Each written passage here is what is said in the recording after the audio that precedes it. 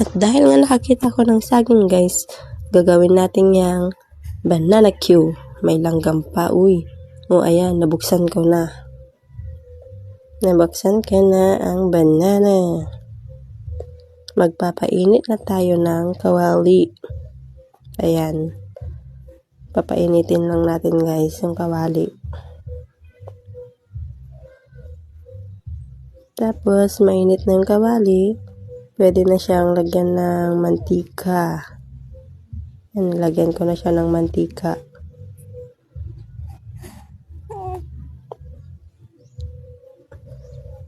Tapos, hintayin lang natin na kumulo yung mantika, guys.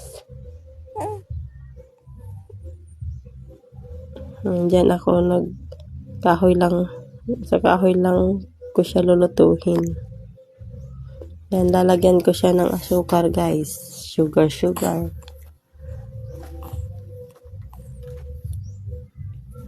Hintayin lang natin hanggang sa matunaw yung sugar, guys. Hanggang sa maging malapot.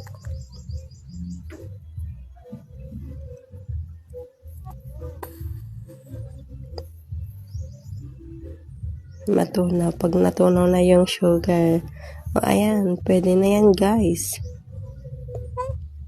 Pwede nang ilagay yung banana. Ayan, ilagay ko na siya guys. Yan, nilalagay ko na.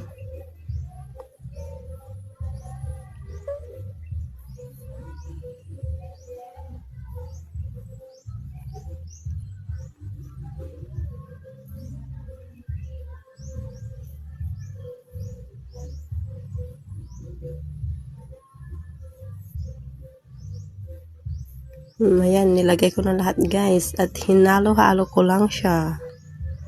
Halo-haloin lang hanggang sa dumikit yung sugar sa saging. Ayan, dumidikit na siya guys. Halo-haloin ko lang siya.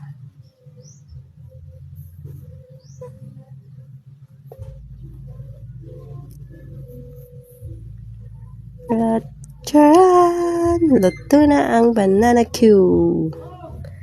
Ayan. Luto ng banana Q guys.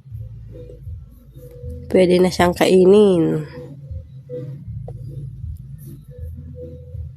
Tikman natin yan guys. Dahil nga tinikman ko ang saging, napakasarap niya guys. Masarap kasi akong nagluto. Ay, masarap kasi akong nagluluto guys. Yan. Bye-bye. Hanggang dito na lang. Bye.